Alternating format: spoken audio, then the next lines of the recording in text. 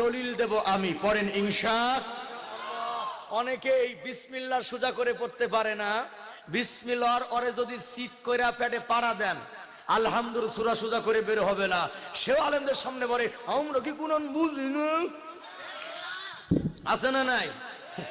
তুমি যে কোরআন কি বুঝো তা তো আমি বুঝি, তুমি যে আসলে কি বোঝো না তাও বোঝো না। কথা ঠিক কিনা? পাঁচ ওয়াক্ত নামাজের কথা স্পষ্ট কোরআনে আছে, হাদিস শরীফের ভিতরে আছে।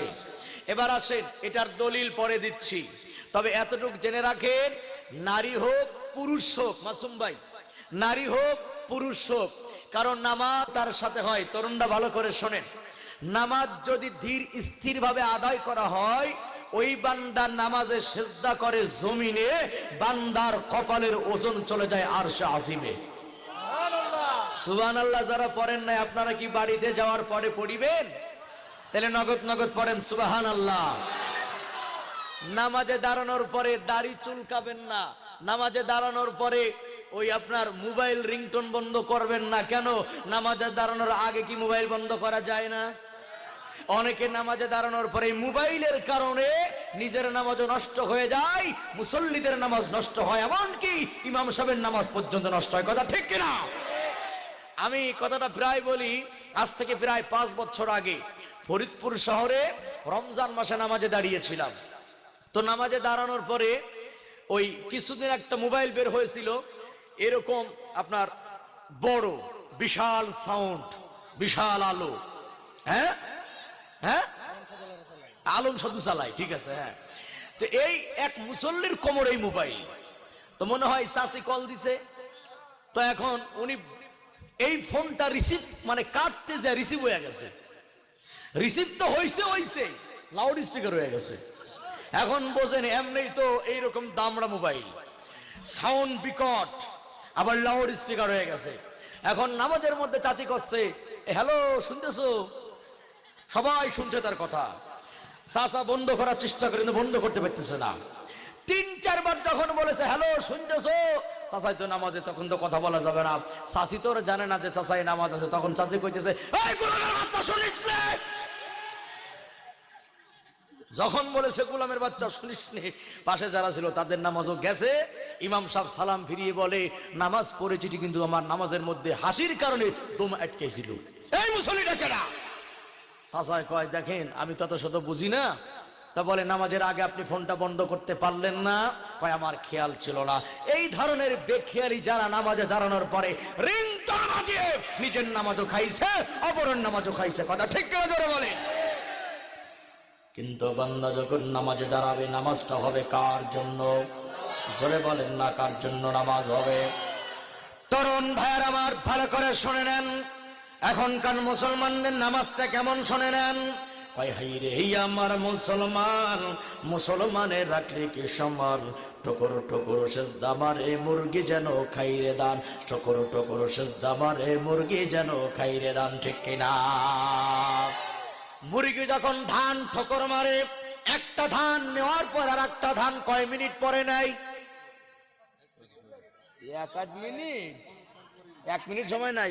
এই যে টকর টকর করে খালি নিবাব তালিয়ে থেকে। কথা বলেন ঠিক কিনা?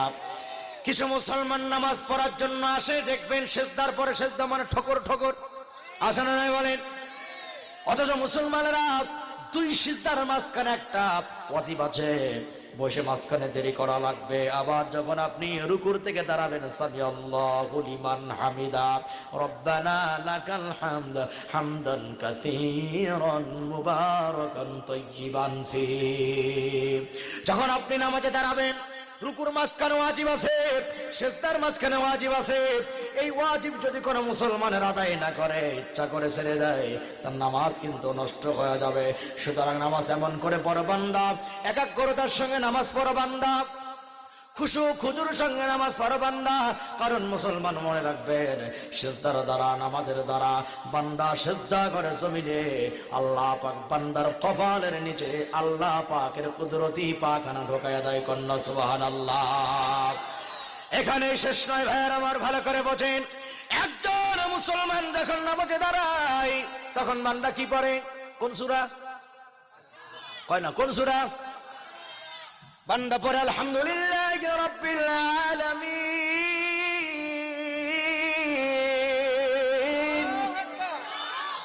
সমস্ত প্রশংসা আল্লাহর। তখন আল্লাহ বলে হামিদানি আবদি, আল্লাহু আকবার। বান্দা বলে প্রশংসা আল্লাহর। আল্লাহ বলে বান্দা, আমার বান্দা আমার প্রশংসা করেছে। হামিদানি আবদি, বান্দা কয় আর রহমানির রহিম। তখন আল্লাহ তাআলা বলে আসনা আলাইয়া আবদি, আমার বান্দা আমার গুণ বর্ণনা করেছে। বান্দা যখন বলে মালিক ইয়াউমিদ্দিন,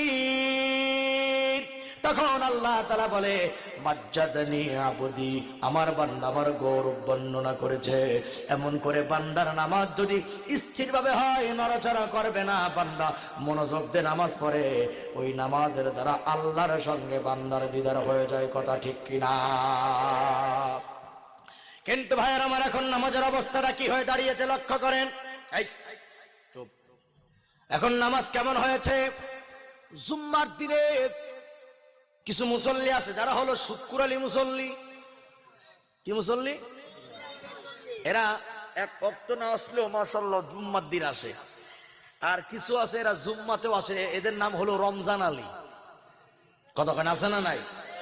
এই যে সামনে আসন্ন রমজান, এই রমজানে দেখবেন যারা সারা বছর নামাজ পড়ে নাই, ওনারা রমজান মাসে মসজিদে আসে। আর কিছু আছে রমজানেও আসে না, এরা শুধু জানাজার মাঠে যায়। কিছু আছে জানাজাও যায় না, শুধু ঈদের দিন নামাজে যায়। কিছু কপাল পুরার বাচ্চা আছে, ওর জীবনে কোনো নামাজই নাই। কতক্ষণ আছে না নাই? কতক্ষণ আছে না নাই?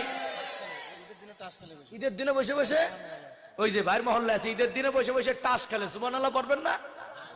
সুবহানাল্লাহ। ঈদের নামাজ না পড়ে বসে বসে টাস খেলে, জুম্মার নামাজ না পড়ে বসে বসে ক্যারাম বোর্ড খেলে। আরে মুসলমান, তুই কি মুসলমান?